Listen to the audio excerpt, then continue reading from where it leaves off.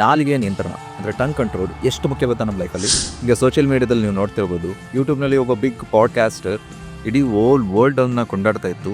But just because of is 2 lines ಈಗ ಓಲ್ world ಅವನ್ನ defame ಮಾಡ್ತಾ ಇದೆ, ತೆಗಿಡ್ತಾ ಇದೆ. ಕಾರಣ ಈ ನಾಲಿಗೆಯ ನಿಯಂತ್ರಣ ತಪ್ಪಿದ್ದಕ್ಕೆ.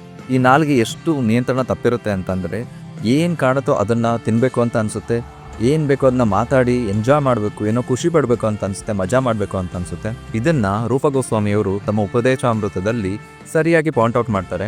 ವಾಚೋ ವೇಗಂ ಮನಸ ಕ್ರೋಧ ವೇಗಂ ಜಿಹ್ವ ವೇಗಂ ಉದರೋಪಾಸ್ತ ವೇಗಂ ಅಂತ. ವಾಚೋ ವೇಗಂ ಅಂದರೆ ಈ ಮಾತಿನ ವೇಗ, ಜಿಹ್ವ ವೇಗಂ ಈ ನಾಲಿಗೆಯ ನಿಯಂತ್ರಣವನ್ನು ಮಾಡೋದು ತುಂಬ ಮುಖ್ಯ ಅಂತ.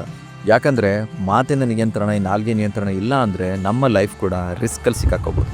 ಅದಕ್ಕೆ ಆಚಾರ್ಯರು ಈ ನಾಲ್ಗೆಗೆ 2 ಪ್ರೋಸೆಸ್ ಕೊಡ್ತಾರೆ. ಒಂದು, ಭಗವಂತನ ಪ್ರಸಾದವನ್ನು ಮಾತ್ರ ತಿನ್ನು. ಎರಡನೇದು, ಭಗವಂತನ ನಾಮ ಜಪ ಮಾಡು.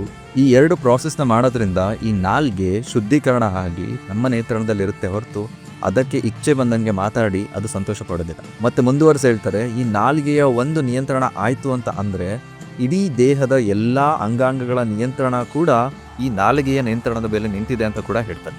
ಸೊ ಆದಷ್ಟು ಹರೇ ಕೃಷ್ಣ ಮಹಾಮಂತ್ರವನ್ನು ಜಪಿಸೋಕೆ ಟ್ರೈ ಮಾಡಿ, ಮತ್ತು ಪ್ರಸಾದವನ್ನೇ ಆದಷ್ಟು ತಗೊಳ್ಳೋಕೆ ಟ್ರೈ ಮಾಡಿ.